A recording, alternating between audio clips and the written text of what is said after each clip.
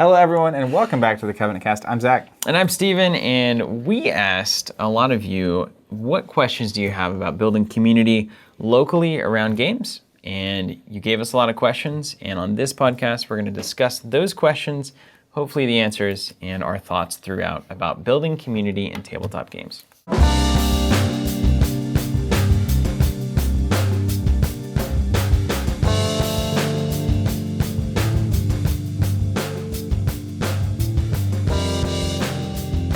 Community is the focus today, Zach. So everybody listen. I mean, isn't it always? It always is, and this is an extremely relevant topic for tabletop gaming, and there's a lot of reasons that that's the case, and I really want to dive into the foundation of that. I know, be surprised. And then we have 10 questions, questions about community building and general community thoughts for tabletop that we're going to dive into. I would like to just say, it's amazing that we can post essentially, hey, if you have any questions about this, response to and this. just get a ton of people asking genuinely good questions. That's awesome. So thank you. If you submit one of these questions, and if we didn't get to your question, sorry, there were a ton of them, and we can only answer so many. It's because this is the issue in the hobby, right? All of these questions are bubbling under the surface. They've been bubbling under the surface for a while. That's why we started the store low those many years ago. It's the same kind of thing. Something isn't quite working here. Something isn't right. There's a lot of problems, a lot of issues, and I haven't seen them addressed head on as kind of a group, kind of a cultural exercise within all of the industry itself. It seems like in a lot of ways it's just kind of continuing on, slight change in paradigm, it's like moving a big ship, but it doesn't seem like there's an intentional desire to address what is community? Why is it so important to tabletop games? How should it happen? And why is it not happening naturally for so many games in so many areas? Well, and I think one of the realities is just that when something like this is occurring, there's usually reasons for it. You would think. And so that's what we're going to ultimately get to, right? We're going to be talking about that. So before we do, there's a couple of things, that are very relevant to us and probably a lot of you listening out there. One is the Archon tokens compatible with Keyforge. Obviously, huge reception to that. We have expressed our thanks in every medium I think possible, and we'll continue to do it here. So we're very appreciative for everybody who is supporting that token line and getting their tokens. On that note, we have them up currently for pre-order. There's kind of a delivery window that is very conservative, or maybe it's very liberal. It's probably going to be way less time than what we have. Yeah, because right now, essentially, you can pre-order on the site, and it says shipping within 10 weeks, which is quite a ways from now. But, as of the moment of this recording, if you order right now, I think it would get to you way sooner than 10 weeks. But again, conservative, liberal, however you want to label it. Why label it at all? Yeah, just to be safe, we're basically making those as fast as we can, like we've said over and over again. We're shipping them as fast as we can once we get them. We basically are shipping. We're going to be shipping them out continually over the next couple of weeks until we are caught up and have them in stock. So if you want to guarantee you get those, it's first come, first serve. If you order now, you're going to get it sooner than if you order in a week or two. So, and we're working as hard as we can, and having that information on who's actually ordering is helpful because it lets us plan to that instead of planning to some fictitious. That's why Kickstarter is so popular. But yeah, thank you. Also, Return to Dunwich. I'm super excited about this one for Arkham Horror, the card game. There's a lot of buzz about that right now. That's coming some point in December, it seems like. And that will be shipping through our Arkham Horror supplement subscription. You can find that on our website. And right now would be a great time to sign up because it's going to start kicking with all of these return things. And we just got a recent scenario pack from the Gen Con. Yep. So it's cool if you're really a dedicated Arkham player interested in getting the full experience. It's a great way to kind of cover all of those extra products that are kind of hard to keep up with. So that's the supplement subscription for Arkham.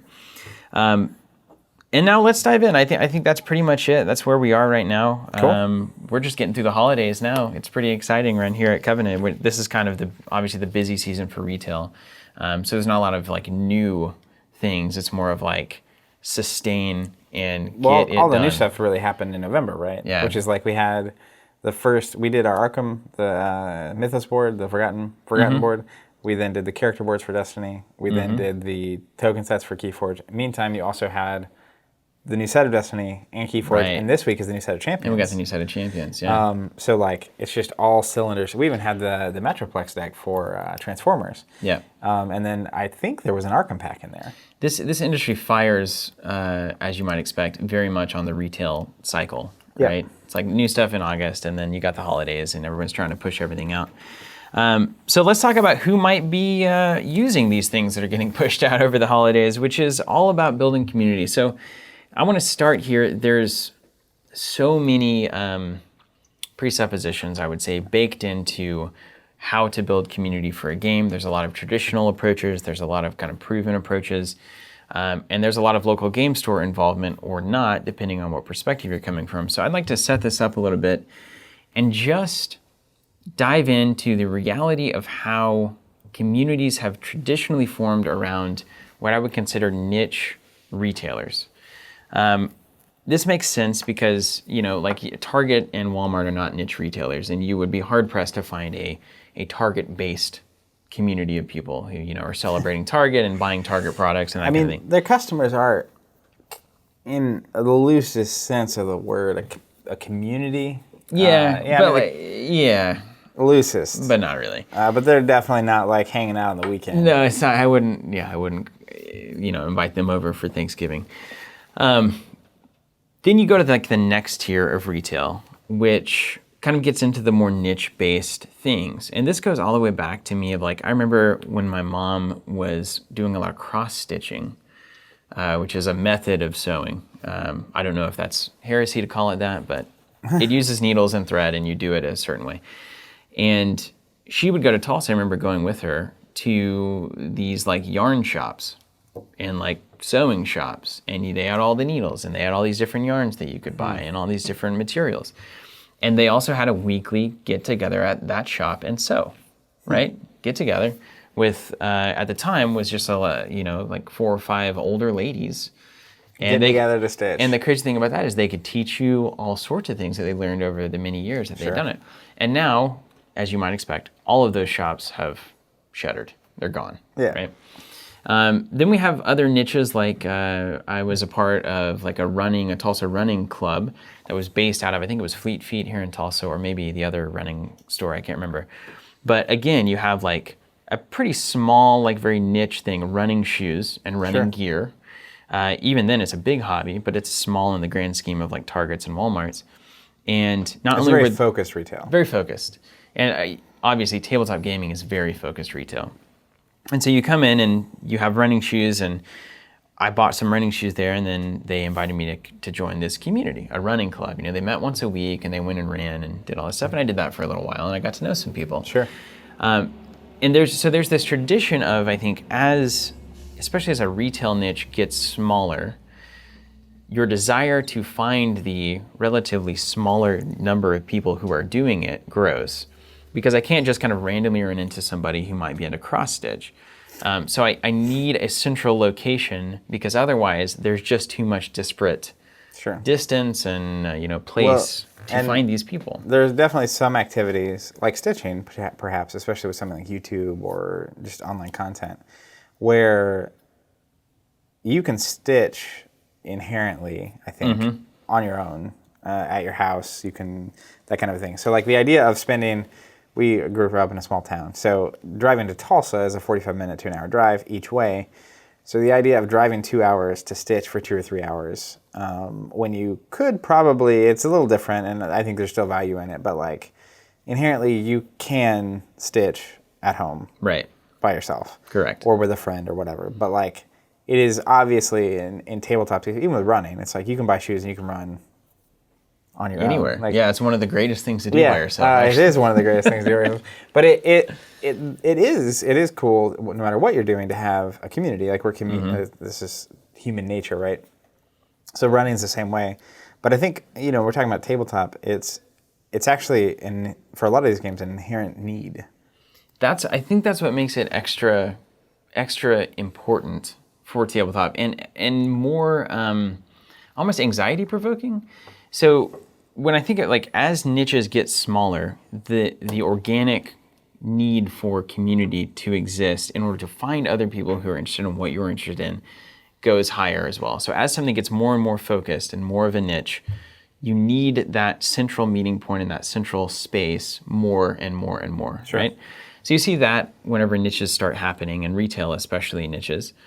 And then secondarily, you also, oftentimes, the most focused retailers start because somebody who's passionate about that thing starts doing it, and they want to share it with other people, right? So like the guy who runs Fleet Feet, super loves running, marathon runner. Not surprised. Wants to introduce other people to how cool it is Well, to do and it. this sounds an awful lot like most game stores you've ever been to. That's correct, right? Which is someone really loves tabletop games, or comics, or collectibles, or depending on what decade we're talking about. That's right. Or miniatures, or painting, or whatever, and then all of a sudden, they find themselves running a store. Yep. And one thing leads to another, and the rest is history. And there it is. And now, it's exacerbated with tabletop, as we've said, because you need other people, right? Like I can run by myself, I can stitch by myself. Most niches I can participate in by myself. But it's, as an example, Keyforge just came out, and the reality is, if you bought a deck of Keyforge, one deck, and you're at home, you know, You can stare at it. you can look at it. You can think about it. You can maybe do test draws and hands. I used to do that when I was growing I've up. done that many times. Yeah. But ultimately, and I think that's one thing that we talk a lot about champions from PlayFusion, and that's one of the advantages of an app, is that like you can buy it, and then if you don't have anybody to play with, you can play online. But you know, this is a different topic. I'm not going to go here, but like I much prefer playing in person with real cards and real people. It's I would say it's a necessity for the hobby, and that's something that again puts it in an even smaller and harder category for a retailer to manage, right? So that's tough. Sure. Then it's even worse to me because shoes, the example that I'm giving, the running shoes, at least that retail environment has the advantage of me getting the opportunity to try them on and make sure that they fit. And that's something I literally cannot do online. Yep. Like Now- even Fleet Feet, they have a little thing you run on, and they study your run, and they recommend the kind of shoe, and they let you walk around with it and run in it and stuff. And it's like, that's actually And that's pretty real important. value, right? And if you're a runner, it's like, I know that like if you're running pretty regularly, you're going to burn through shoes every 3 or 4 months. Right. So you have to keep buying shoes. It's not like, you know, a lot of people, you buy a pair of shoes and it's like it might last you a couple of years. So like I can order my Nikes on Zappos or Amazon or And you know your size, whatever. right? I know Once my you've got it. size, and once I've found, I have 2 or 3 styles of shoes I like, and it's like, I'll get this one in 11, this one 10 and a half kind of a thing. But like there's value there. Yeah. Which is like they're finding shoes that fit you, and like your body changes over time too. Which is like you are 5 years older now and you've been running this whole time. So like maybe now you need more support or less support, or this one foot needs some, that kind of a thing. Yeah, and it makes sense that they would have an advantage over an online retailer in doing those things, and that retail environment looks like it could very well exist even in an age of you know, digital commerce. But then we look at things like bookstores and tabletop game stores, and you know, the traditional things that were very relevant about those environments was you could come in and find things that you couldn't get elsewhere. Right? Like I go to a bookstore and it's like, I can't get, this is what they have, and I can discover these books. Now every book's available widely. I mean, almost every, you have your antique books, right? But any book that I'm interested in, I can generally buy online. My dad's even into ancient books signed by people. And he finds them. There's websites for that. It may be easier to find online. I bought them for Christmas for him, right? But the inverse of that, though, is that another problem, just to point it out, is the Best Buy kind of problem, right? Which is Best Buy became the showroom floor for Amazon, which is I'm going to go look at the computer at Best Buy or the TV or the controller or the video game or whatever, but then I'm going to pull out my phone, I'm going to order it, and it'll be here in 2 days. So same thing with books, where it's like, oh, I'm going to go explore, and then it's like I'll look, and it's $8 cheaper for each book I'm buying for 6 books. I'm going to order them here and have them for free in 2 days. And online I can even read excerpts, I get reviews, so there are advantages there, and that's why you see, you know, a lot of the old bookstores were closing. Now they're kind of coming back because they're taking a new, more experiential approach, which I think is really a fascinating topic all its own. But all of that to say, that brings us to the question of, we have local retail environments that have traditionally been the hub of community, and the value of that community for the store needs to be discussed, and the value of that store for the community needs to be discussed. And so I think the value for the store is very clearly instant access to customers, you know, returning customers, Also, if somebody's in your store playing and there's a community forming there, that's an opportunity for like impulse purchases. Could be beer, could be soda. That's why we see the board game cafe model come in. It's like all based around, we'll form a community and then we'll sell them food and drinks. Like that's pretty much the extent of it. And so that's the clear value, right? And you feel the energy and like, okay, there's a community here and they're buying products from your store, and that's the way that it was always meant to work and why I think it traditionally had value to the store. And then you do the reverse, and what is the value of the store to the community? It's like place to discover new players, place to find products that I could not otherwise get. Just a place to be with people who are also interested in this thing that I'm interested in. It was the only place to find those people for many, many years, many decades, it's fair to say, right? So has the landscape changed? Everybody feels it. Everybody knows it. It has changed and it is changing constantly. Yes. And I think it's maybe important, especially for people that are maybe newer to tabletop games, to have a little context on the history of this thing. Yeah. Which is like, I think back, I started writing, and I don't even want to mention it because then people are going to ask for it. I started writing a blog over a year ago. It was like a year and a half ago, and it was Can Star Wars Destiny Beat Magic?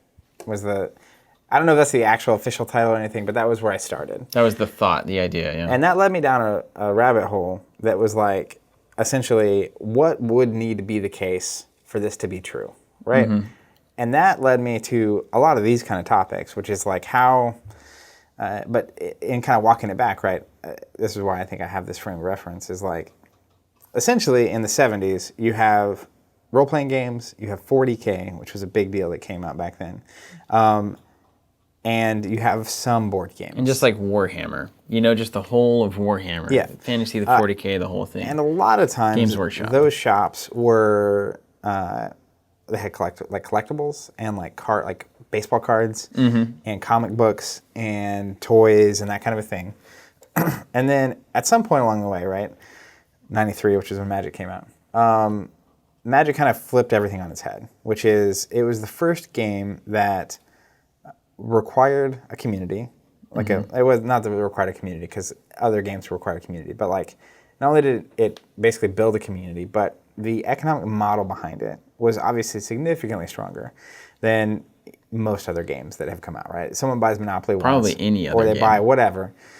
But Magic was literally this immediate hundreds of dollars a player, and so they created we did some podcast episodes with using some ICV2 numbers from the industry, and it was like it's gone from 200 million to 1.5 billion in a 10-year period or something. And it's like I think 5 to 700 million of that is Magic. And so like when you realize that they created that much demand, that was product not being sold before. Yeah. Someone's got to sell that product. And so then you understand when you go from way less retailers to now over 4,000 in the US alone, it kind of sets the stage, and it makes sense why the industry kind of popped up and built around that game. It's got a very strong economic model. Players spend a lot of money on it, and they keep spending it. But in understanding that when Magic first came out in 1993, you couldn't buy product elsewhere. Literally, the place where you learned, the place where you found other people, and the place where you bought it was this one place. Now, I also know that it was so crazy and the stores weren't ready, right?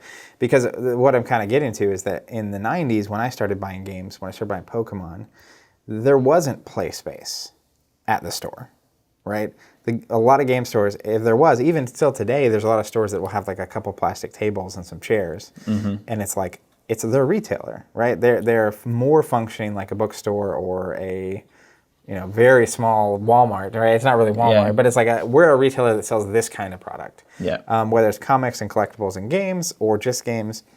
But Magic made it possible, I think, really for a lot of stores to just sell games. Because there's Magic, and then there was every CCG that came out in the next 10 years.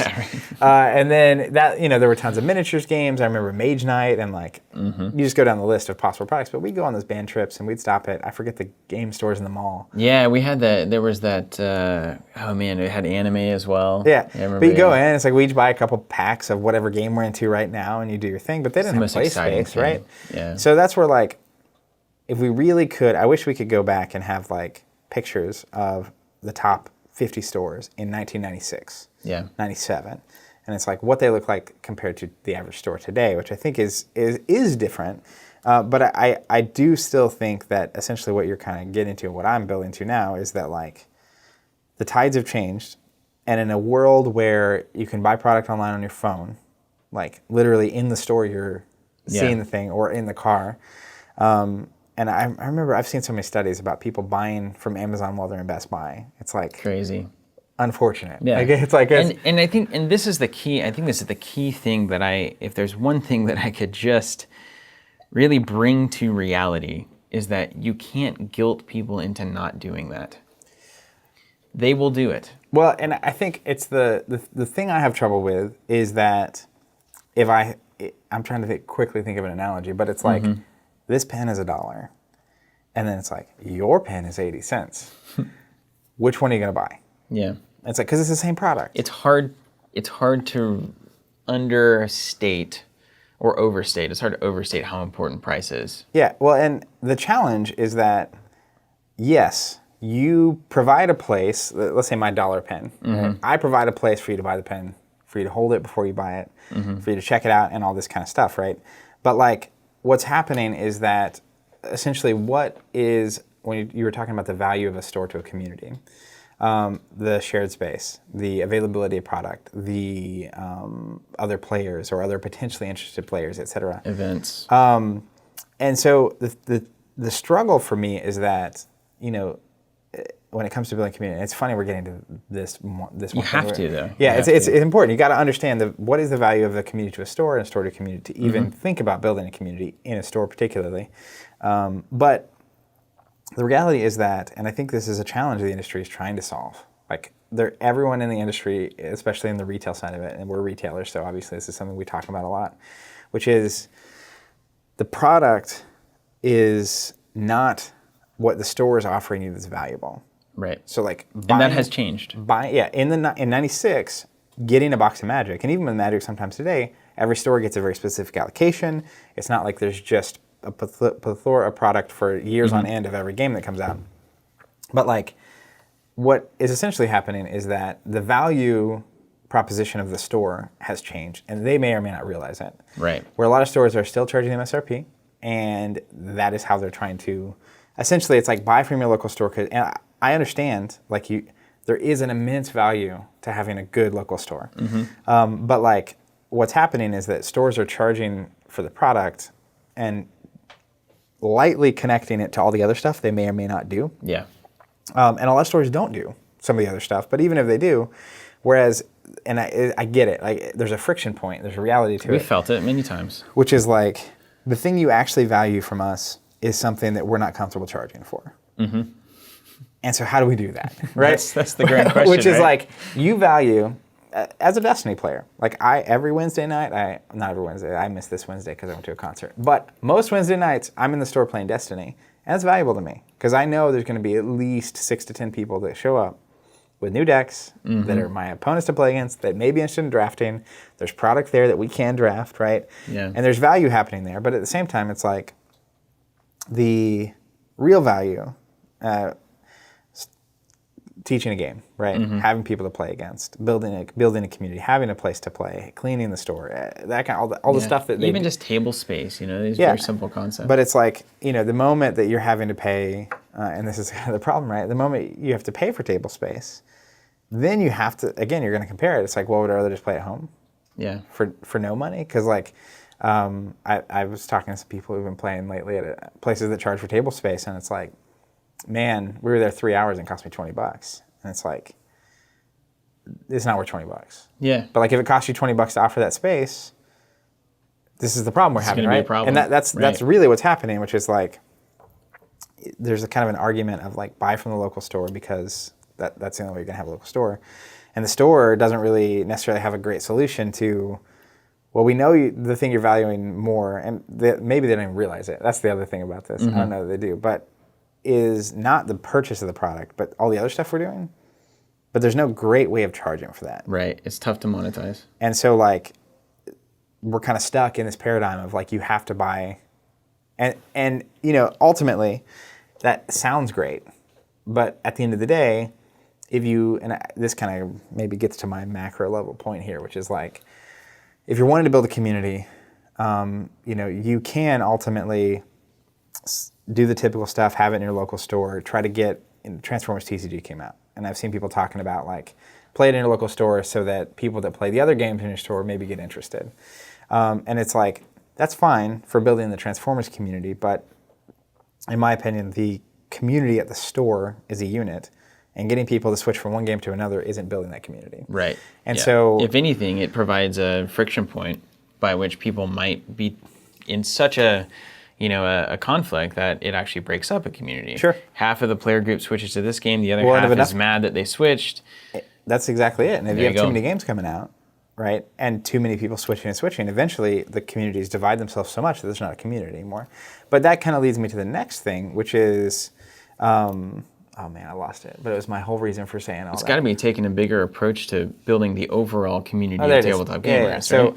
essentially, it's like we really, to build a community, you need to find new people. Right. You need to bring new people into the fold. And how do you do that? And whose job is it? And who's it valuable to, et cetera. But that connects to the last point, which is if I bring 20 people who have never been in tabletop gaming in to Destiny, 90% of them, without question, right? Easily. If not more, first thing they do, maybe they come, they demo it at the store, they play the game, and we happen to have an online presence, so that's helpful. But for most stores, right, it's like they come, they learn, or they learn from a friend at work. The first thing they're going to do is Google this thing, right? Yeah. Or they're going to go find somewhere online, and then they're going to see that the price of a box of Destiny is $86. And then they might show up locally to buy it, and then locally you're like, well, it's $106 plus taxes, $120. And it's like, wait a second, that's 50% more than what I just saw online. And I don't even know if I really want that. And I don't even know if I want to Honestly. play this game. I'm not used to this. I don't know about these stores. I don't value what they're doing. They haven't given me value yet, right? And so that is the problem with that pillar that exists right now, is that it's counting on people to understand the fundamental economics and still not act in their own best interest, strictly in terms of dollars and cents, because it is in their short-term best interest to just pay the cheaper price. Right. That's my immediate...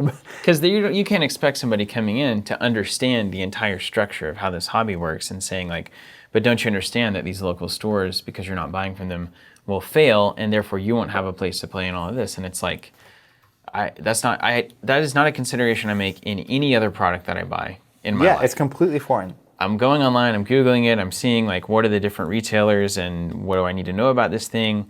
What are the various price tiers that I might need to consider? Like what are the other implications of that price?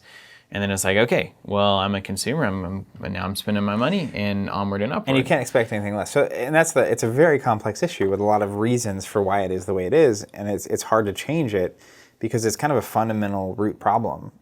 And it's like this kind of like, I understand why it exists, but it's also killing it at the same time. Yeah. Because like in the long run, I understand that like if that problem isn't solved, then eventually it's going to catch itself.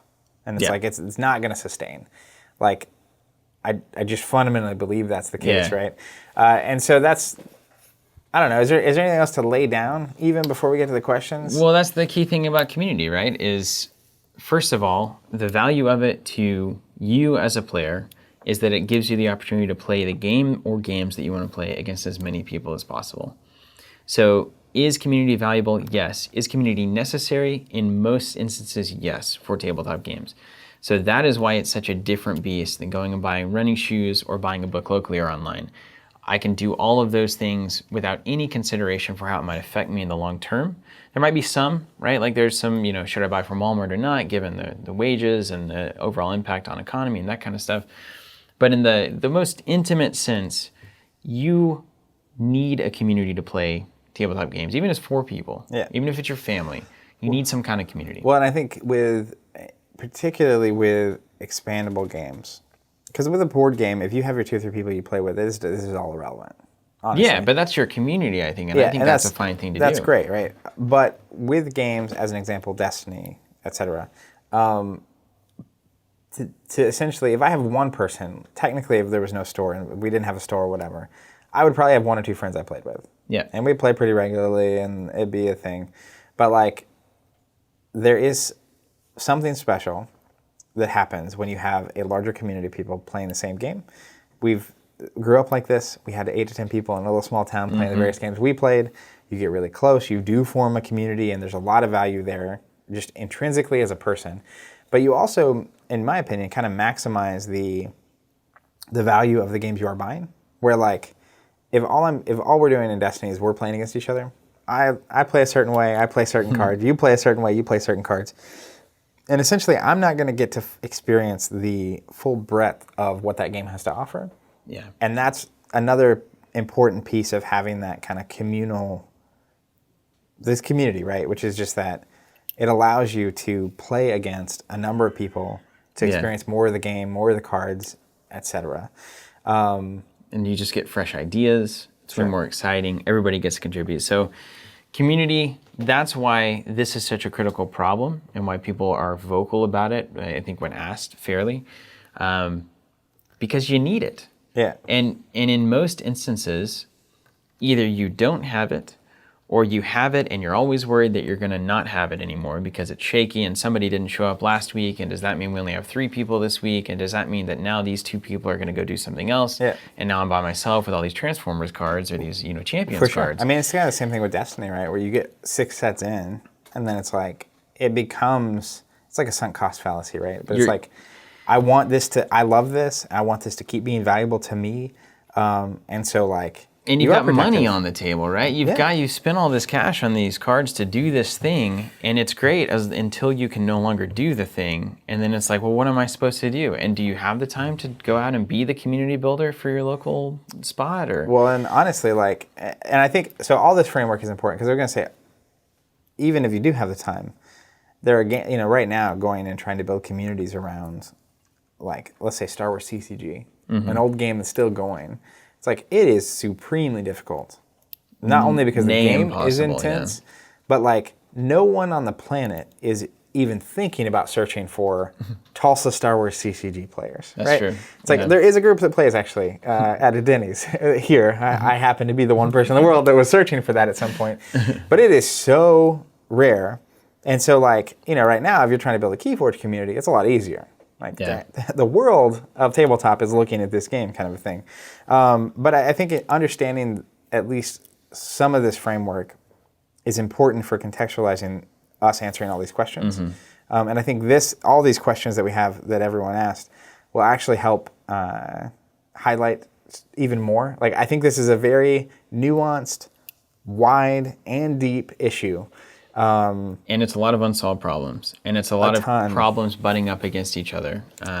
And so these are our thoughts on these things, most of them being put, even if slowly, into practice in our own local store here in Tulsa. But we're not claiming to have the answer to this. So join us in kind of a discussion on some of the harder points of tabletop gaming. Starting with Jared Cooper, our first question. One of the things that we've seen happen in recent years with games is that the casual scene explodes and is extremely popular until the hyper-competitive scene emerges and kills it. How do you battle this problem? We could have a whole episode on this one, I think. Boy, couldn't we? So we have to define what is casual and what is competitive in this sense of those two words. So I think it's almost like a by feel thing here. I don't know how much I'd want to define it, but essentially I think it comes to the drive behind playing, in my opinion, which is casual to me says, because you might be playing casual or casually and be playing the best deck in the world technically, right? They're not necessarily incongruent, but casual is that, and we've talked about this a ton lately, but essentially you are playing to have fun, right? And that might mean running a very thematic Star Wars deck, or it might mean exploring a new deck in Keyforge. But there's almost like this lightness to it, this non-seriousness. And not that you aren't, when we play, and you can watch us on stream. When we play on the live streams, I take that as a very casual game, even though we're both trying to win. We're both serious. We're both playing seriously. We're not being goofy or making obnoxious decisions. But we're also not, there's not an edge to it, right? Like the drive isn't to win. We're not attached to the outcome. We're not attached to the outcome. Even though we both Buddhist philosophy there. Thanks. We've been reading some books. Not attached to the outcome, as much as again, why we're playing is to have fun. Enjoyment of the And so, like, experience as it unravels. We're not allowing things to get in the way of that, even though we both, a game is in my opinion, isn't fun when neither player's trying to win. Like, that's not fun to me Right, either. that's not a game. But at the same time, if the point is winning, to me, that's when it's competitive. Like, when I go to the World Championship, and I'm not mean about it, but when I'm playing for Destiny Worlds, I'm there to win. That's Like, right. Yeah, see, because you can play, you're not a casual player or competitive player. You can play casually or competitively. 100%. Like, when I went to the store championship in Edmond, I wasn't playing these Gungans thinking like, how fun it is to play Gungans. I was like, I want to win. I want to win with these Gungans. cards. Yeah. Right. Yeah, This is what I want to do. Whereas I might come back and if we're playing on the stream, it's like, how cool is it that this Gungan warrior just did this cool thing, and like you're just watching the game unfold. 100%. You can change your perspective. Well, and on like that. we were playing Keyforge this week on stream, and I was like, this move is kind of risky, but I'm just going to go for the Hail Mary. Yeah. Right? It's like, I'm just going to throw the ball because I want to see if I can do it. Yeah. And that's kind of the reason behind playing, right? It's like, I might lose this game because in a tournament, right? I would not have made that decision. Right. Like, Right. unless I was confident I had to or it was going to work. But casually playing, it's like, okay. And so essentially this question comes down to, you have a scene that is kind of discovering a new game, enjoying it, exploring all the different strategies and, kicking back and laughing and having a good time and just kind of doing all this. And then, a couple of people are starting to learn the game a lot better, and maybe they start to master the game a little bit, and then they start to take it a lot more seriously than the other people, right? Where they're like, why would you ever play that card? Like, that card's not good. This one's just strictly better And then you're than like, that well, one. I just like this one. And it's like, but that makes you stupid. Like, you shouldn't be doing that. That's a stupid thing to do. And you see how that goes. We've all probably experienced that to some degree, whether it's somebody at the board game table who's like, that would have been way more efficient if you had done it this other way. And it's like, and it bothers them, right? Yeah. That this is like, You didn't a suboptimal play. right. And so there are a number of ways that the seriousness of the outcome of the game being a win for this person manifests in the way that they interact with people and in the way they interact during a game specifically. And then that can be a huge turnoff. Sure. Right? If I came here, like, if you and I are going to watch a movie at your place or something, and I think that we're just going to kick back and make fun of it, and you think that we're going to lock into it and not talk during the whole thing, that's going to be a natural clash. That is a different experience, right? And if, I might not come back to a movie night if everybody's just taking it super seriously. Well, and that's an amazing example. Because, as an example, Star Wars opening night. It's like, if I invite you to Star Wars opening night, anybody, if this goes for anybody listening ever, if I ever invite you to Star Wars opening night, it's like, if you're sitting next to me, it is understood you're not going to talk to me in this Don't movie. say a word.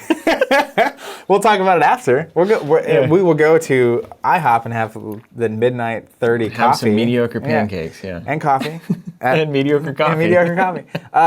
But if right now you came over and we were going to watch The Last Jedi, it's like, conversation's great. Yeah, like, the this is whole actually time. even better.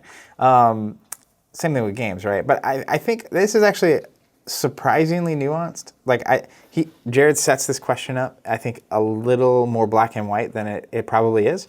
And the reason I say that is, I think when a game is new, it's very easy for even the eventually competitive serious players to be casual about it because everyone's learning. And it might be their second game. They're like, I'm not going to take this seriously. Yeah. We all know how that goes. Yeah. Just going to buy a couple. Anyways, so the reason I say that is that there's a natural cycle to these games, which is a new game is very welcoming to casual players because it's exploratory. Everyone's kind of doing their own thing. They're figuring it out. It's different. It's new. And then 6 months in, you can actually be good at this game, and Right. opinions have been formed, right? And it's likely, in my opinion, that like the structure now is, and I actually think this is just true, is not set up to continue engaging people that just want to engage it on that level, exploring, having a good time. Right. Oh, a new set. As an example, Destiny. It's like, a new set of Destiny comes out, we're going to draft some, explore the cards, we're going to pick our favorite characters and build some decks, and like, Yeah. the industry is not doing that, right? And like, I think it's a fundamental problem. Right. It ties back to Magic, which is like, the industry got built around Magic. Magic forever has had Friday Night Magic, which is very draft-centric. They have Wizards prints free decks to give to new players. They send to retailers. It's like this whole. It's kind of like Magic League Night across the globe. They also have the Grand Prix and the big tournaments on the weekends, etc. And so like there is a structure kind of in place for both of those angles. And I feel like for a lot of games that are trying to succeed in the tabletop gaming industry, they want to have tournaments with a lot of players at them. That's kind of like some weird, like I remember... It's typically been the metric for this is a successful thing. I see a lot of people online talking about, well, how many people, what's the average attendance at like a regional? Mm-hmm. And it's like, well, I know that the average world is an example for, I don't know, an insert game here, X-Wing. Hugely successful, like unbelievably successful game, is 300 or 400 people.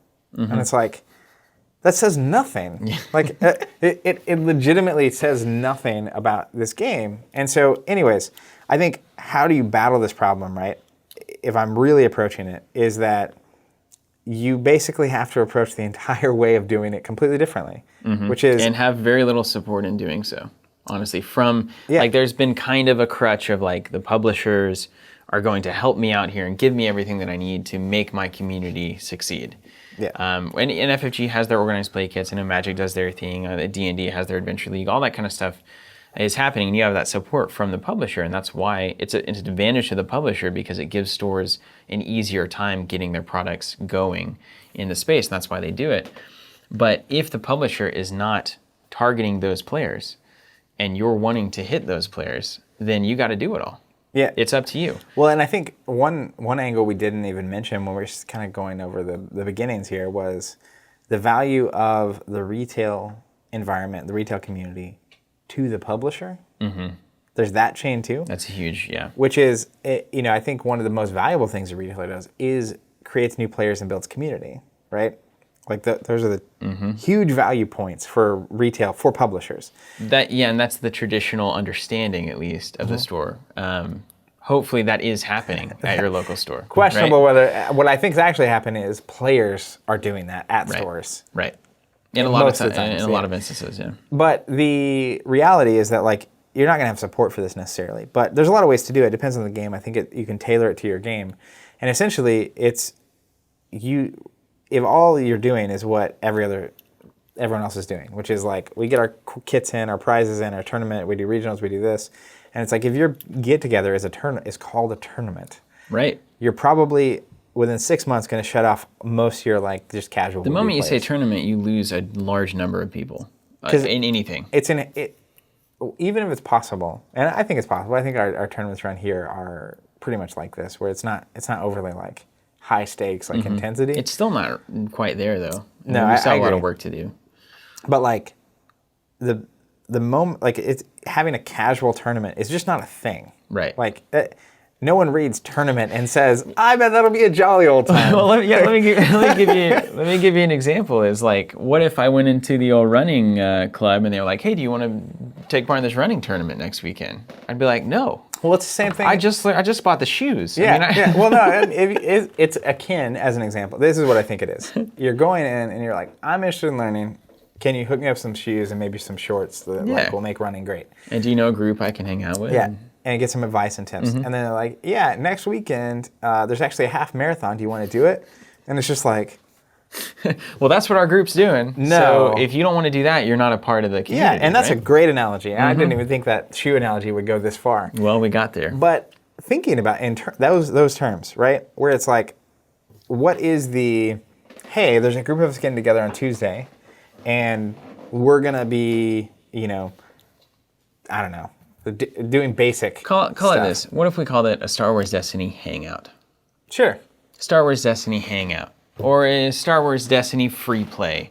Or, a Star Wars Destiny new player experience. I don't know what to call it. If you go book analogy, it's like the Destiny Club. Mm-hmm. It's like we have our weekly meetings on Wednesday nights. Like if you want to hang out and talk about Destiny and just like build decks and play. Play whoever you want, build whatever you want. Yeah. So I think that at least opens the door to answering this question. And I don't think we can fully exhaust it. But the short version is, I think the reason that it's happening is that the entire structure is currently built for competitive players. And so there's nothing, I think, more intimidating right now in the space to a casual player of a game than the idea of going to a tournament, being locked in for 4 or 5 rounds. Who gets and the prizes? Who Who gets the fancy stuff? The here's the thing, winners. right. It's always the winners. Correct. And, okay, let's say you're a casual player. It's like, hey, do you want to pay $10 to compete this weekend? And it's like, no. You know what I'm going to be doing this weekend? I'm going to be in a sweatshirt with some coffee, having brunch. And if you want to catch me for a game of Destiny there, let's do it. Yeah. But like, I think that if I could will something into existence, and we may well try to do Well, this. we're trying to carve it into existence. Then like, the idea that the weekly get-together for Destiny as an example, and I love Destiny, and I'm one of the most competitive people I know. Mm-hmm. But still, if the weekly get-together of Destiny was like grabbing coffee, talking about Destiny, and hanging out and playing some games with like some people I really like, that'd be awesome. Yeah. And I think that would be awesome not just for me. I think that would be awesome for the entire community and like for the growth of the community. Right. Because that is literally 10 times more approachable than, and we used to do this, we're slowly working our way. We're melting the glacier, at least in our store, where it's like, it's like, Wednesday night's the weekly Destiny tournament. And it's like, Not sure that's right. kind of. So, Jared, let me do a quick summary That was here. like a 20-minute answer to just one to question. Well, these are already. big. These are big. I think it's going to be a long one. Just a kind of a recap on this. The framing of what you're pitching, the event. It's not even an event, right? Don't make it an event. That's the least casual way of presenting anything. Come to my event. Well, so like, dude, you know what I'm doing this weekend, actually? What's that? I have, this is shameful to admit. Well, that's Not why we're not here. what I'm doing, but what I'm about to admit, which is, since the new set of Destiny came out, awesome new Vader, right? I have not played Vader in a constructed game. Interesting. I've drafted him. We've done draft and seal. We had the master, so like I've played enough We Destiny. did the preview game. but on the like live stream. since like I actually have his card Yeah. and dice and stuff, Are you delaying gratification? no, not intentionally. I've just been busy. But Saturday, going to breakfast with a couple Destiny players, coming to the store and just hanging out and playing Destiny. Right. And like, we're gonna post about it in our local Facebook group and be like, hey, just going to breakfast, hanging out, playing And that's Destiny. the thing Anybody's is, welcome. Our store didn't organize that. Not at all. Right, and that's something that bridge being built over those two experiences, what the store is doing and promoting, and what the players are wanting to do organically, is one of the biggest things that is needing work right now. Now, here's the thing, and to finish with the summary that continues to expand. Sorry, I didn't mean to delay you. The casual scene explodes. Okay, so frame your events properly. Say things like, this is open and encouraged to bring new players, people who have never played. We will have demo decks available. We'll be giving away cards. If you're not comfortable with somebody who doesn't know the rules playing against you, do not participate. Yeah. Right? Like, if you're here to compete and to find the best deck, this is not the event for you. You can say that explicitly. And you can give a competitive event. That's easy enough. Have a tournament once a month or whatever to test the mettle. But like, this is about enjoyment. This is about connecting with people. This is about meeting other Destiny players. It's about growing the community. Frame it correctly with the words that you're using for your events, for your Facebook events, for your events in store, and however you're promoting them. Or if you're just leading a meetup at random place, you can also be explicit, but a lot of times the crazy thing is you don't need to be. Yeah. Because the assumption is if I'm playing Destiny at Denny's, it's not going to be that serious, right? For whatever reason. Yeah.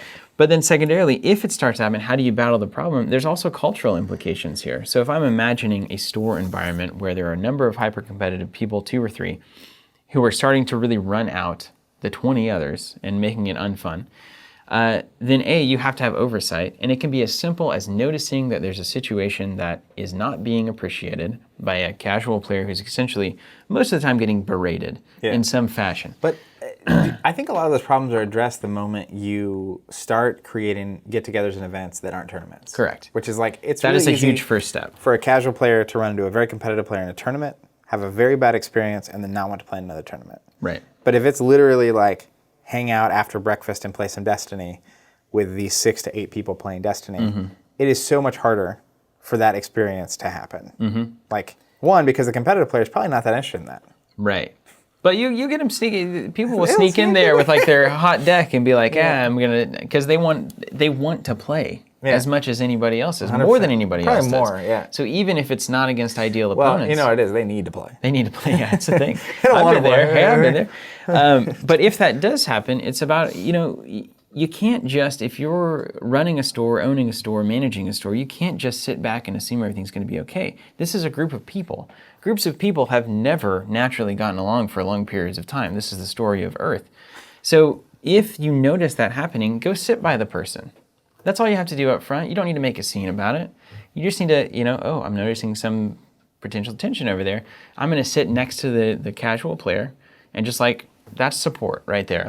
Okay. And that usually diffuses most situations. If you need to talk to you have to be willing to have uncomfortable conversations with people sometimes too. That's hard. Which is hey, love your enthusiasm, but easy. We just need you to tone it back a little bit, because what you're doing in the long term is actually hurting the ability for you to have more people to play with. And we know that's an important thing for you. Well, and I think this is another value point that a store has to both players and potentially publishers, which is, there is a culture to every group of humans that has ever existed, and that culture is very important. Why you're getting together, everyone understanding why you're getting together to have fun, not you got to set expectations. But the store being able to communicate to those players, right? This is hey, whatever hard conversation, versus, because it's very hard. If you're a community member who's putting a lot of effort and time on the side end to this thing to build a community, having to also be the person to have these hard conversations with people to protect that culture is very difficult. It's almost impossible, because they're well, this isn't your space. I can be here however I want. As a store, we can say, we will literally not welcome you back if this doesn't change. And 100%. That's something that is important to have during those conversations, that place of authority.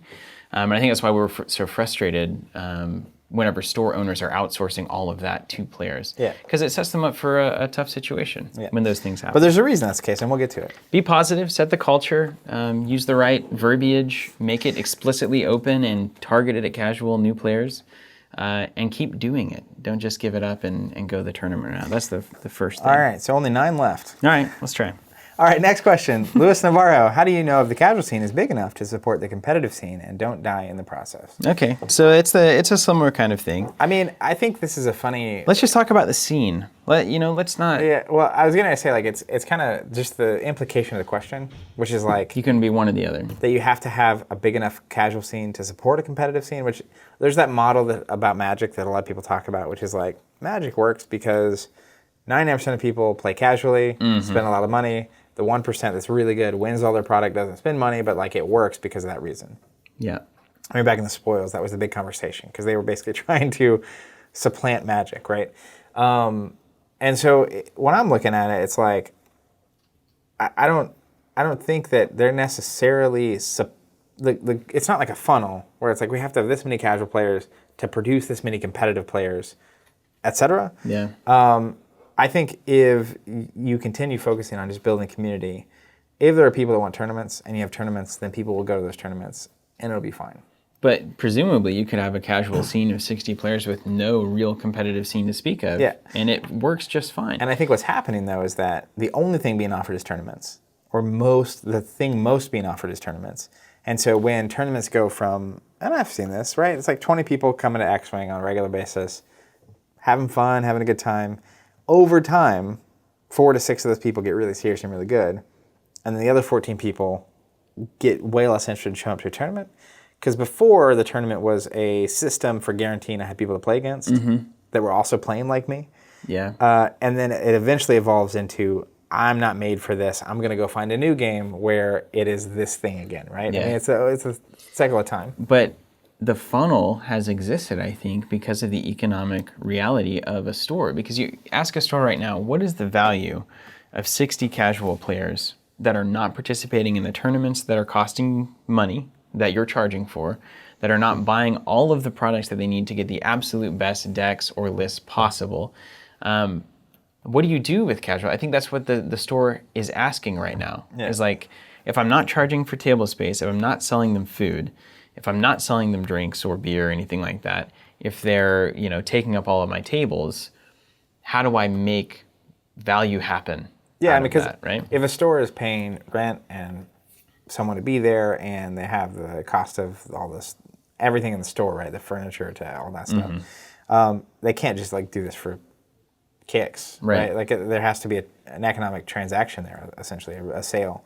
And so I think that's where. And if it's not product, But that's, to me, it's like if you as a store are not offering value through product, where do you offer value? yeah, And it's like, it's unsolved. and how do you charge for it? Yeah. That's kind of the problem we came back to in the beginning, because it's like, if you are casual, whatever, I don't know why I don't like that term, but if you're casually approaching a game, or you're just looking to have a good time, immediately when you put a price on it, now you have a comparable, right? Right. It's like, would I rather just hang out at home and watch a movie, or go to a movie, or go to a coffee, or play this game in a coffee shop? And I think it happens a lot. I think LCGs in particular, I don't remember where the stats came from and stuff, but it was like this feeling that most people that played at home. Mm-hmm. And they had their 2 or 3 people they played against. And that's a real situation, right? That's a real thing. And so like the big question mark to me is, if a store can't provide enough value in a physical space for people to hang out, And pay to hang out. And pay to hang out in some capacity, then I even question the need for a store. Right. Well, you have to question the need for a store. I mean, I think that's the reality. That's the ugly, thing staring back at you if you look into the local store retail mirror, is like, as you start peeling it back and you start looking at the variables and looking where value is offered and looking at the competing, philosophies on how games can and should work, whether that's Kickstarter being introduced, whether that's Amazon selling games, whether that's Magic going to like direct distribution through Amazon, all these little moves, you start to look at it and you're like, well, that's a puzzle. Yeah. That's a very big puzzle that needs to be solved. I do think that there's a huge amount of value that a store can offer to players and to publishers for being community building culture centers, right? Even the thing we were talking about earlier, where like, if I play this game and I know that this store is a safe place to play, right? Yeah. Is a comfortable, safe place to play. Other players. There's value in that. Yeah. And that's where, like, I swear, like, it's the one of the biggest upsides to a collectible game, period, is sealed play, draft and sealed, right? So I know a draft with Destiny, it's like, even like, I think we should not be pitching as a tournament, but it's like, if it's like, hey, show up at 6, we're gonna be drafting Destiny and hanging out and playing, and we're gonna have like coffee for sale and like, muffins. And we'll give away 3 promo cards. Yeah, and it's just like random people are gonna get it. Then like, that's a way. Like, the value transaction, right? You're charging per product that they're getting, but you're getting a sale for all these people. The flip side too is that I think it's kind of what is the tail wagging the dog or the dog wagging the tail, where if this were the hypothetical case where the store, whatever, hypothetical store A was being run like this, I think that over time, that community would get very big. Mm-hmm. And with a larger community, you actually need less dollars per player to make the same amount of money, ultimately. So like, I've seen right now where people are charging like $5 to rent a board game, or $5 for an hour at the table, or like whatever. And it's like, there's a economic just like basis on price and what you're doing. It's the same problem we have with the products people charge MSRP when you can get it for cheaper over here, is that like, if the scale goes up, you can actually charge less and make more money still, like economically speaking. But like, to make the scale go up, you have this period in the middle where you're essentially offering value for less to get to that critical point, right? But it's tough. I mean, small stores, like we were saying earlier, a passionate person starts a store. And it's like, I mean, I don't know how underfunded. I mean, there's no capital involved. Yeah. We were riding that donkey for a long time as well. So. Yeah. But to answer the question, how do you know if a casual scene is big enough to support the competitive scene? There are people who are going to want to play exclusively casual. There are people who are going to play exclusively competitive. There are people who want to do a little bit of both. Just try to accommodate both audiences. It might be the case that you have 15 competitive players and 5 casual players. That it depends on the game and the community and the culture, but there's something about setting this culture, and you have to speak to it. If you're a store owner, it's different than if you're a player in that community. And those two things are very different, but somehow you have to set up the safe, fun places for both of these things to occur, I think. And and like I said, it's a bit of a puzzle, but competitive and casual, I think we can get them both, and I think it's all about framing. Derek Dunbar, hey gents, I'm a huge fan of everything you do, and especially what you don't do, Magic the Gathering. Well, thank you, Derek. I think Magic is great. Our young idealism is finally paying off. I think Magic is great. I taught both of my kids how to play at only 6 years old, but there's no discernible interest in any other game in my town.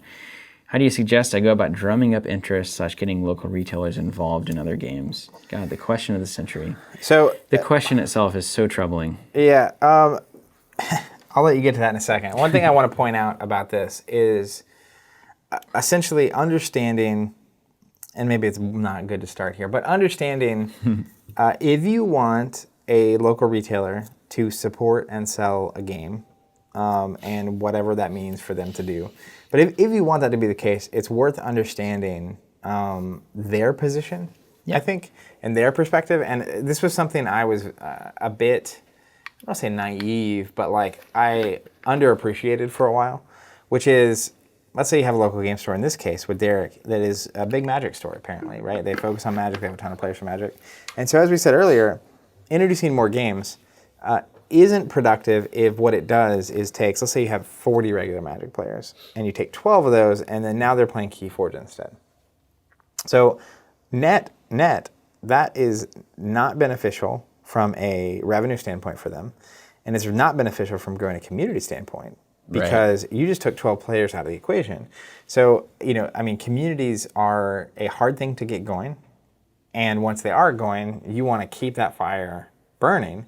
And so, like, if you just keep breaking apart your communities into these little groups, eventually, like, none of them are big enough to sustain, because you need, if you have 40 regular players, you might have 20 show up every week. And then 10 of those players miss next week, but 10 other players that didn't come last week show up. And so you kind of keep going. And so they have a very consistent and seemingly long-term, semi-sustainable feeling model built around Magic with a bunch of players playing it. And so it is much easier for them to, someone walks in looking to play a game, send them Magic, right? Send them the way of Magic. They get free decks from Wizards of the Coast. They probably have Friday Night Magic. That's a great, like, casual environment for people to be welcome into. They probably have weekend tournaments going on and drafts and all kinds of stuff. And so, like... And that customer's going to spend cash. I mean, they're going to support the store economically by doing those things. 100%. And this new game that you're telling me about, I don't know, like, what if you buy one box and take 8 Magic players with you and you guys enjoy the first set, and then you get burnt out on it and you don't want to dive back into Magic because now you're kind of out of the, now you lost 8 players. It's a huge risk. So that is the core thing that I think creates a lot of problems that I grew up having with the industry, that I a lot of the frustrations I had, which is just like, we played everything but Magic growing up, essentially. And every time it felt like, hey, we're just kind of second rate, like they aren't doing it, et cetera. And it's because it's legitimately a difficult ask. Right. And I get it. But then on the other hand, it's like, I've seen players recommending, it's like, you need to be buying it from that store, you need to have the next set ordered, you need to be hosting the events, you need to be telling them you're willing to do all this stuff. And on some level, I get it. It's like, you love this game and you want to get excitement going and generation going. But then it's like, you do all this work, and then the store ends up, if it works out, getting 10, 20 customers to play this game, hopefully not from the community that they already had, but it's new players. I think that's hinted at our earlier question answering, which is like, the real thing, I think, if the goal is convince a store to sell this product and this game that you're excited about, you need to show them that it will be profitable, it will actually add to their revenue, and it will grow their community, not from taking from the other games that they have. Otherwise, it's just not even a game, right? Then the bigger level question is like, should that even be the goal in the first place? Right. So, I mean, that's where you get back to, if you are going into a retail environment and you're saying, I really want you to sell this product to me and other players so that I can manage all of your tournaments, so that I can play the game that I want to play, the store isn't actually offering you any value at that point. Because you could do that at Denny's. I can do the exact same thing anywhere on Earth, right? That will have products delivered. Yeah. I can get them. I can get a group going on Facebook, a local meetup. I can set the culture of that group. I can be the community leader of that group. We can meet wherever we want in various places. In a lot of instances, in better environments than a local game store. You can all get technically if you order online, get your product cheaper. Potentially get it cheaper, yeah. Et cetera. So then it's like, well, maybe the question is wrong. I mean, if the local game stores aren't willing to support the game that you want to play, and they don't see it as an economic viability for them, then you don't need them in the equation anymore. I mean, that's just the raw truth of it. Yeah. So maybe try your local stores and say, hey, I'd love to play Transformers here. I could guarantee that even if you buy your product there, it's like, I'll buy 1 or 2 boxes. Is that something you're interested in? And it's like, no, like too risky. Don't want to do it. It's like, okay, yeah. Well, I'll buy it elsewhere, and then I'll start my own community wherever I want. And we have the tools to do that. And I think that is just true. And then part 2 of that is, in the event you have a store that is willing to play, because again, they can offer value, right? They have a space. Like I'm doing the Destiny get together on Saturday, and it's like I want to open it up to anybody in the Destiny community.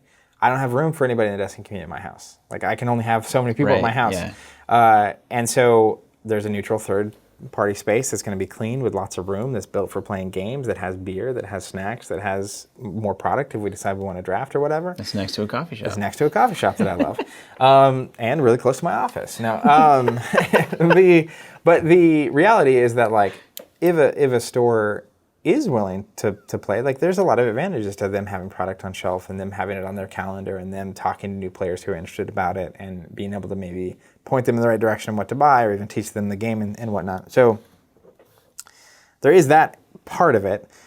So like step 1 in how do I get my stores excited, I think, is whatever game I pick one game, whatever game you're most interested in, and go to the stores and see if there is any interest. And like if they are willing to assist you or be your ally, or even they may take up the cup if you're lucky. Then past that, there's a lot of things. I wonder if we get to that in the rest of the questions. We probably will, but I do want to say, like, if the local shop owners are not interested in their own economic growth and sustainability, then that's a problem that you just can't solve for them. And if I'm looking at it and you come in and you say, and I'm all Magic store, and you come in and say, I'd really love to play Transformers here. I'm even willing to give you a lot of my time to help you make this happen. If I'm not a shop owner saying, Transformers is an IP that has a lot of appeal to a lot of people who have never touched my store, and I wonder what I could do to bring 25 new people in here based on Transformers being here, when currently I can't appeal to those players or those fans of the game or the series. It's like, you need to be thinking as an owner of a store that this is an opportunity for you to have another source of revenue that you can build alongside Magic, right? And it may be that the size of your store and the amount of time you have is that you're doing well on Magic. And again, it's like this, if Magic's community is trying to build, or your local store is trying to build, there's only so much pushing a rock up a hill you can do. And it's like, it's okay if they're not interested. That's their call, right? And like it might not make sense for them, right? It really just might not make sense. But any store that is actually interested in growing the community, in building, in growing essentially, should be interested. Like that's the craziest part for me. So test it out, see what you can do, make your value known, pitch it as best you can, and if nobody's interested, honestly, there's nothing to be done aside from cutting that store essentially out of the equation for you finding a community, growing a community, and playing the game. That's straight up what it is, and we see that happen all the time. People just don't talk about it because they're not talking about it. They're playing at Denny's, right? Like we talk about all the time. They're not talking, they're just playing. Yeah, they're just playing. All right, next one from Mitch Basta says, my group plays a lot of competitive games. One of the stores we play at is very much focused on casual play versus competitive leagues and tournaments, things that help a competitive game community grow. How would you recommend approaching the management of the store and present them with options for more competitive-focused play without stepping on their toes in terms of the casual scene? What ways do you recommend to transition or encourage more casual players to join competitive-style leagues and events? Thanks. That's awesome. This is hilarious. Right, the total reverse. Total opposite. So, I think it's the same kind of thing, right? Which is, it's not about replacing what's happening. If you have a store focused on casual, actually, hey, Mitch, will you just tell me what store that is and link? I would love to just I'd love to know what they're doing. Because I think that's great. I think I won't be surprised if they have a very healthy, successful, large community.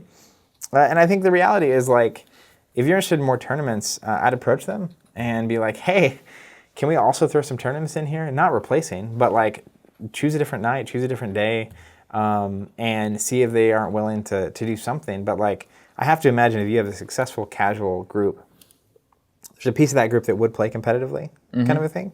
And there's nothing wrong with tournaments and events and competitive style stuff, but at the same time, like, I don't know. I think they both need to exist. Well, the thing is, that's actually an easier position if you're if you're a player and you can approach a store owner and say, I think that it would be really awesome, certainly for me, but I know I have like 6 or 7 other players who are in this community who would really like to kind of test their mettle about once a month, maybe once a quarter, however much it is. And we'd be willing to pay, $10, $20 to have you run something like that and to attend it and maybe to have a little bit of a prize pool involved and all. I can take care of a little bit of that. They'll probably say yes. Well, and if they don't, you can pretty well do that on your own too, even at that space. Say, do you mind if I just host it? Can I host a tournament here? Yeah. And a lot of stores will probably say yes, and if not, host it somewhere else. Right. But that's the other part of this is like he's listing X-Wing and Destiny. And so as an example, X-Wing, they have the wave kits that are happening. With every wave, they have OP kits, tournament kits, store championships. Destiny's the same way. Legion, I presume, is the same as well. So the trick there is that like if he's ordering or if they're ordering kits for casual play and giving the stuff out, it's like, hey, can you order an extra kit and host a tournament next quarter, kind of a thing? Yeah. And then if there's 10, 15, 20 people that show up and pay 10, 15, 20 bucks to play, I would presume that anyone owning and running a business would see that and say, I'm going to keep doing that. Yeah, this is potential. This is it's like reverse, like if I'm dreaming of tabletop 20 years from now, this is the problem that shows up. It's like, it's too casual. There's no more tournaments. The tournament players ran out of town. It's like, well, maybe we should start having like quarterly tournaments again. Right, we forgot about that old thing. Swing that pendulum. So I would love to know what the story is, and please link that up because I'm fascinated. That's pretty cool, Mitch. Question 5, Landon Dastrup. I run TCGs at a local store. Transformers has been a big hit. It's good. Without organized play, I'm worried interest will drop. I volunteer my time to run these events. I'm not financially tied to the store doing well. What is the best way for me to support the community without it costing me money? So there's no official organized, this is a thing with transfers, no official organized play. They're not sending out store kits, they're not supporting retailers. They've got their products at Target and Walmart and various places. They really are going mass market with Transformers, which leaves local game stores with kind of a very similar situation in that there's products on the shelves, there's collectible packs you can buy, you can crack them open, you can play Transformers in the store, but there is no easy road to hosting tournaments and getting prizes and that kind of thing. I have an answer here. All right, hit me. So I think the reality, at least my experience running events here at Covenant for a while, I'm not convinced that prize kits offer any value. I was going to hope that you were going to say that. Or at least they're offering very little value. And I'll tell you why. We've been talking about casual and competitive players, and for some reason those categories kind of like, I don't like limiting that. Yeah, they're convenient but not accurate. Yeah, but the truth is that I think competitive players, in my experience as a player, will show up and play pretty much regardless. As long as you're not, what you can't do is overcharge for an event and undersupport it. Mm-hmm. So if you have a $5 tournament, I think you can get away with just about anything. Yeah. Because a competitive player is showing up to compete. Mm-hmm. That is the value.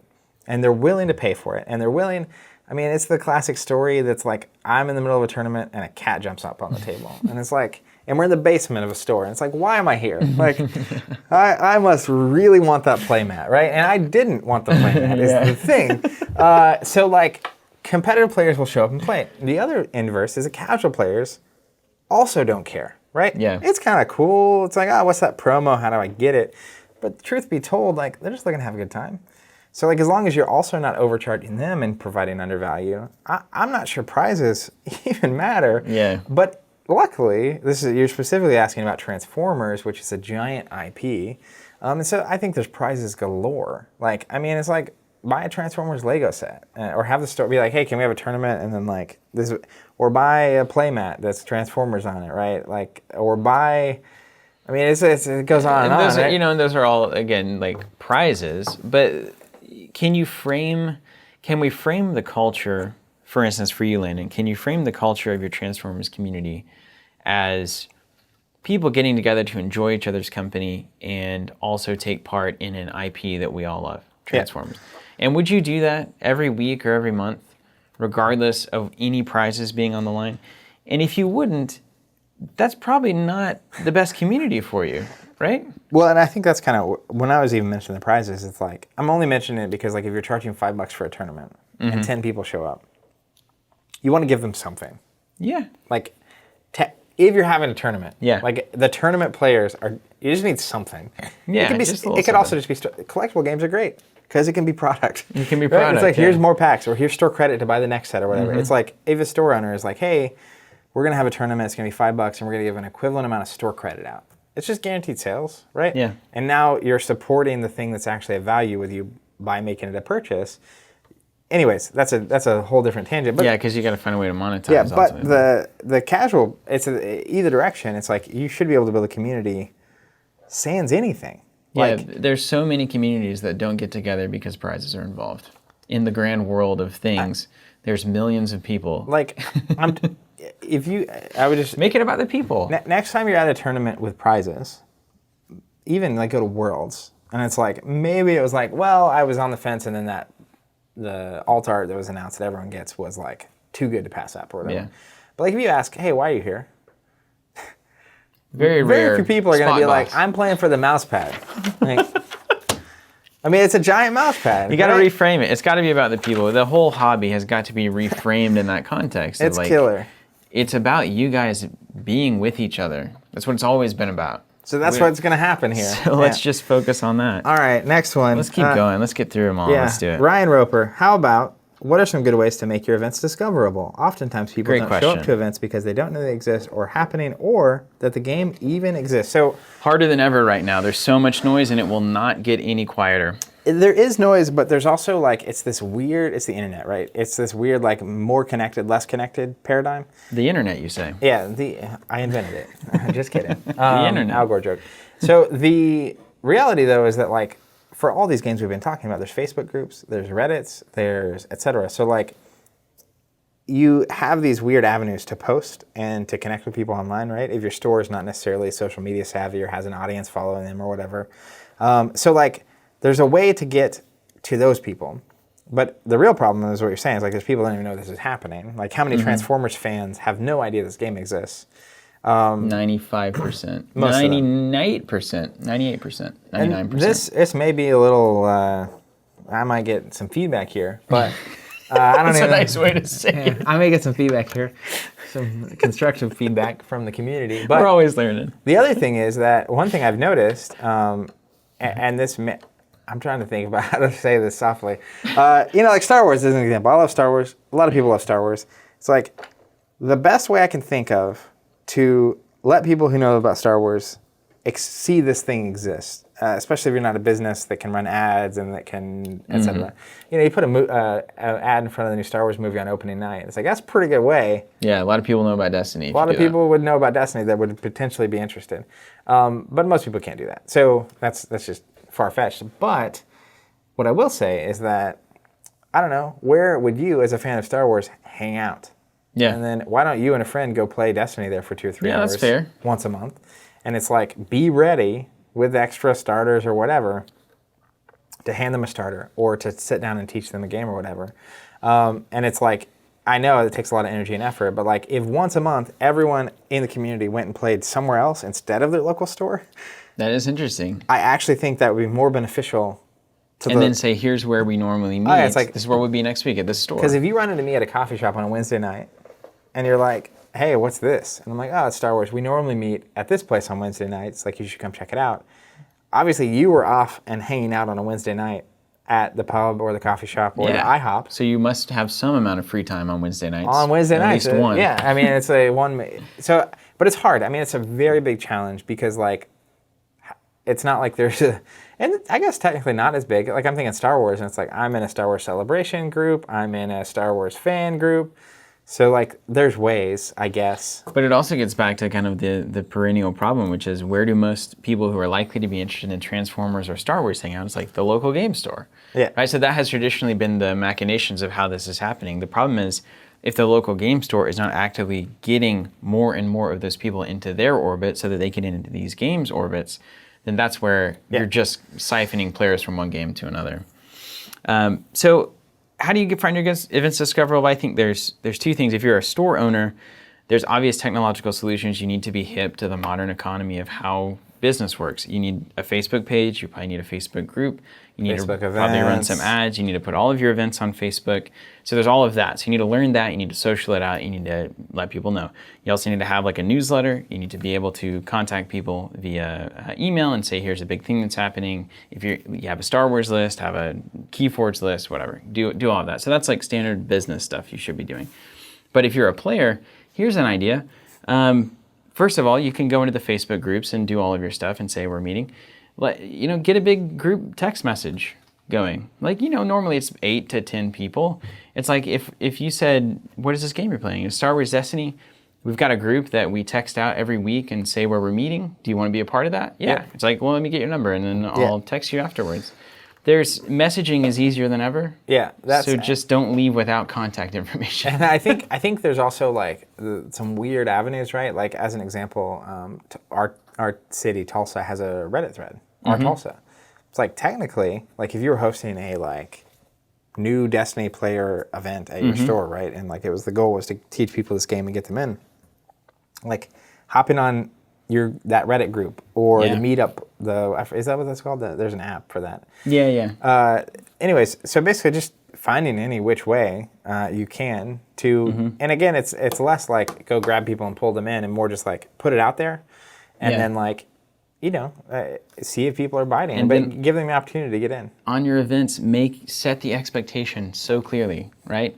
If you're new, please come. You are so welcome. We would love to show you the game. Yeah. Tell me, all of this, you have to set the expectation. If you just say, playing the Star Wars Destiny collectible card game at this place starts at 6, right? That's not, you got to know so much to give any care about that. But like, if the post on Reddit is like, super fun Star Wars game, or come learn super fun Star Wars game. Yeah, that kind of stuff. It's like very useful. And check out the learning series from Team Covenant before you come. Yeah, right. Definitely, right there. But no, if it was literally let's say you're, the coffee shop over here is Nord's, Nordagio's, next to our store, and it's like if the post was like, going to be teaching or going to be come learn a super fun Star Wars game at Nord's Wednesday at 7 p.m. And it's like, they're closed at 7, so don't do that. But the reality is, like, that's so much more approachable. It's like, well, I'm going to go get a coffee and, like, scope this out. Yeah. And then, like, I can bail after that. But, yeah, I mean, it's both easier to find a lot of people and harder because people have the internet, they are less, like, just walking around and, like, finding stuff. But that's what I would say. I definitely hit all the like game groups and game Reddit threads and make sure that your events are known. And if you have a store, hopefully they're posting events and doing that whole thing. And then past that, having events that are welcoming to new players and then finding creative ways to get that word out is probably the best you're going to do when you're not the institution running it, right? And address the anxieties of new people, which is tremendous. My name's Garrett. I'll be in a red hat. Come find me when you're here and I will give you a free deck. I'll welcome you to the group, that kind of thing. That stuff's scary. It's weird to walk into a place maybe you've never been, to find a group of people who you've never seen before, and then be like, hey, I'm here for the Star Wars, like kind of stuff, So try to make it as easy on people as you can. You got to think about it and put yourself in those shoes. Matthew Padalano. Love Keyforge, but it seems like west of Boston was forgotten. How do I get a store near me to take up this game? I think we've pretty much gotten into that in a general sense. Well, I was going to say, at this point, if a store is not taking up Keyforge, given the fact that it is literally on fire, they are economically either very comfortable or potentially suicidal. I don't. Amazing. Yeah, I mean, again, it's the what we said earlier, which is if you're interested in a game, go to a store, see if they're interested, and if they're not, you can do it. I mean, if they're not, honestly, then don't rely on them. Yeah. Right? You can get a Keyforge box. you can find people who want to play Keyforge in Boston, especially. I mean, that's a giant community of people. That's a wild. So yeah, city. so there's other people that are looking to play Keyforge right now. That's all I have to say about that. All right, next one. 1-star people, 5-star games. That's awesome. That's a great name. Starting off is better. I'm going to take a second on that one. All right, starting off is better to attract casual players to grow a base, focus on competitive players, or are both reasonably viable, and it depends on the culture you want to foster. So this is the same answer as earlier. I think you can... It's not a mutually exclusive culture. It shouldn't be mutually exclusive. I think there should at least be as many fun, learn to play, enjoyable hangout sessions, deck building sessions, theme drafts, fun time stuff as there are tournaments. Hopefully more, actually. Yeah. I think it's probably like 2-to-1 in my opinion. It's like every 2 weeks you had 2 weekly get-togethers that were like super chill, learn, fun. And then on the weekend you had a tournament, or like once a month. Where we stop having fun. It's like, well, we've been having fun, but now it's like play the real stuff. If you want to, if you want to compete, then that's available to you. But yeah, I mean, I don't think a healthy community is going to be mutually exclusive. Yeah, and I gotta say, don't pigeonhole casual events into goofy or demo decks or only starter decks. Those 100%. aren't casual events. People want to play with all their cards, and they want to play decks that they find interesting, and they want to play just games of whatever they're into. Yeah. You don't have to do anything to it. Just frame it appropriately. It's casual, it's fun. We're just going to be relaxing, drinking some beer and some coffee, and we'd love to have you. Yeah. Way different vibe. Totally agree. Eric, one of my favorite things about the Netrunner community was how diverse and inclusive it was compared to most gaming communities, which it was, amazingly so. How do we do the same with Keyforge? I'm concerned that it appears intimidating from the outside based on the current player base in my area. This is a hard problem to solve too. Now, for Netrunner, one of the great things about that game was twofold. One, you had the publisher actively interested in showing a diverse cast of characters and personalities in the Android universe. Mm-hmm. So naturally, if those personalities are going to be able to connect to more people out there in the real world, that's going to be much more successful in terms of bringing in a more diverse group of people. And I think that was an intentional move by FFG, and I think it showed based on the people who liked the game. Sure. Being more open to like diversity and being into, kind of just the way that Android framed everything was they didn't make... There wasn't like a It point. wasn't pushing it in your face like, look at how diverse this is. It was just like, no, it's normal. It's every different type of people are accepted and awesome in this universe. And we don't need to yell about it. We just need to put them in there. Yeah. So that was good on that end. And then the second was either because of or in addition to or because of the way the game played or for whatever reason, the community from the start was very, very inclusive to and very intentionally inclusive. Yeah. Actively addressing issues, actively talking about how to welcome people in to our events. This thing happened, how should we handle it as an overall community, and talked through all of those problems. Yeah. So that was all super positive and great. And how you create that culture, I don't know how it all came together as beautifully as it did, but you need community leaders who are actively out there saying, this is something that we value. We value diversity here. We want to see as many different people, different types of people, everybody is welcome in this experience. And I think you have to be very forward about that. And it goes back to framing, right? Sure. Even talking about how you frame an event. Simple lines like everyone is welcome or just come play this game. We want as many people as possible. Everybody is welcome. I think those things are really important. Honestly, aside from that, I don't have a great solution to that. I mean, I don't know. I've seen it when it happens, but I don't know all of the causes. I feel like if you're actively building the culture and you're talking about and promoting and marketing and showcasing these events in that way that you're talking about, that welcoming, warm openness, then, to me, Keyforge is built to be the most accessible game accessible game I've ever seen. So it should be the least barriers of entry for any number of people.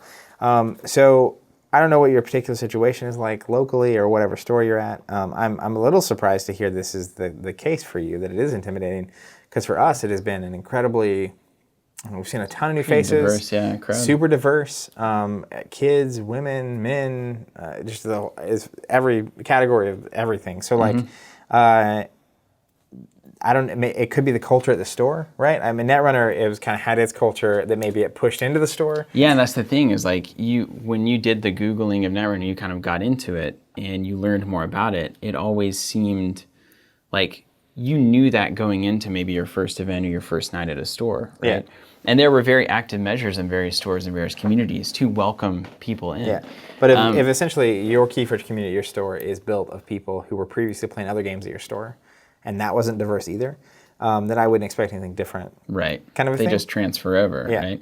right? So yeah, this is a hard problem. I would actually like to know more information, particularly from people who have been in the Netrunner community who were instrumental in that kind of shift and kind of priority, and what was the most effective way to do that. I think that's something we could all learn from and something that would be beneficial for everybody to know. So maybe that would be the Ask Covenant for today. For the end of the show? Yeah, we'll do that at the end of the Yeah, show. we only got one more question, so we'll hit that, and then you're going to ask. Okay. All right, so Jesse says, how do you include kids but still make it fun for the adults? Always an issue when we try to throw big game nights. That's funny. So, I mean, this is interesting for me because locally here, we actually have quite a few kids that play, but they're capable of playing, I don't know, tournaments kind of a thing. So I don't know how young the kids are that you're talking about, and I understand like there's some games a 6-year-old can't play, kind of thing. But I don't know. Kids like games. Over Thanksgiving, I was playing with some nieces and nephews, playing Uno and playing various games like that. And some of them are pretty young, and like they get it enough to play. So there's also, this is a classic Robert was talking about, and this is really a classic methodology. Is there a game that all the kids can play together? sure, Because like, kids table. 7-year-old might not care about Scythe that much, or might care about it for 30 minutes, right? Yes. Or 20 minutes, or 10 minutes. But not 6 hours. But yeah, so is it the appropriate game? Is it a game that the adults want to play together? If that's the case, if it's a little bit deeper and maybe it's not appropriate, can you, and having no children, I can't speak to anything about kids, but in my head, what always worked whenever I was growing up was I would get shuffled off and Jonathan and I would be playing our own little game, or we'd be building with blocks or whatever it was. And maybe the adults are playing Axis and Allies or something, Yeah. right? And But you can that's also fun. definitely have like your adult games being shorter, quicker games, right? 20, 30 minutes kind of thing, like Keyforge as an example. I'm not saying like love letter level. But have it so that it's like, essentially if you're wanting to mix and match a bit, like rotational, where maybe you are playing Uno or Dominoes with kids, and you have a couple adults with a couple kids, and it's kind of a fun little exchange.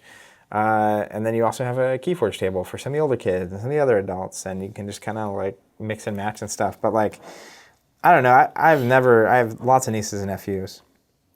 When it comes time for the holidays, they're always in for games, no matter the age, Yeah. right? And sometimes the game ends up being Nerf War. Yeah. Honestly, like I have a nephew. It's funny. He's very. He would not sit down and play, Uno. But he loves Nerf War. He has these like all these guns. They have these big boxes of Oh, ammo. I was there. And as a kid. we're just running around the house, diving across the floor. It's incredibly fun. That's a game, Yeah. right? And so again, I don't know if you're talking about like you, your wife, and your 2 kids. How do you make that enjoyable for the adults and the kids? I think it's just about finding the right game, Yeah. because you're not going to convince. It's never going to be fun for them to play Scythe, specifically. And then if you have a bunch of adults and you got the kids, hand them a balloon and say, "Don't let this touch the ground." 6 hours 6 later, hours. I mean, That's 6 hours. Or, yeah. Or it's like, hey, there's the Nintendo. Yeah, that's true. Yeah. Like when I was growing up, it's like I don't even remember talking to the adults. Yeah, It's like, I immediately wanted to go back and play Dragon Ball Z TCG or the Nintendo or whatever. It's funny to think about. If I were a father right now and my child was playing video games as much as I played as a kid, I would be concerned. They didn't care. And apparently it's okay because I feel fine, right? I don't blame my parents. I don't think it was bad necessarily, but like it's different now because like I have nieces and nephews like with phones and stuff, and it's crazy. But like we played so much. Oh yeah. So much. Also read a lot. Maybe that helps. I So don't know. a little summary here. I think if you came here for answers, I sorry to disappoint. I don't think that we have the $1 million answer to a lot of these questions. This is the question that must be solved in tabletop gaming. How do you grow a community? How do you continue to keep that community growing? We don't want to just get 20 people and then watch it collapse over time. Right? And how do you get more people into the hobby so that there's more people in these communities? And then if you're a store, if you're putting your time into it, how do you get a return on that time to make it worth the investment? These All good questions. are the fundamental foundational questions that now that the apple cart has been tipped over with a number of disruptive things like online retail and Kickstarter and these kinds of disruptors, where does the store find its legs, or where does the play space find its legs? And we will continue to experiment and wait and see. But I'll tell you a couple of things that are absolutely critical. Be nice, be warm, be welcoming, be kind, exclude no one, and don't put up with supremely negative interactions. And this is something that I follow a lot of just businessy things on Twitter particularly. Mm-hmm. And one thing I see all the time is that a negative or disruptive person is not, no matter how talented they are on your team, they're not worth keeping around. Yeah. And I think the same is true of a community where it's I know it's hard to find new players and every player is valuable because it's another person, right? But at the same time, it's if there is truly someone, and again, it's hard to be both welcoming and unwelcoming. Mm-hmm. But it's this discord between them that is essentially you need to be welcoming and not unwelcoming to anybody essentially. But if they are making it unwelcoming for other people, you have to stop it. Mm-hmm. And most of the times it's a conversation away.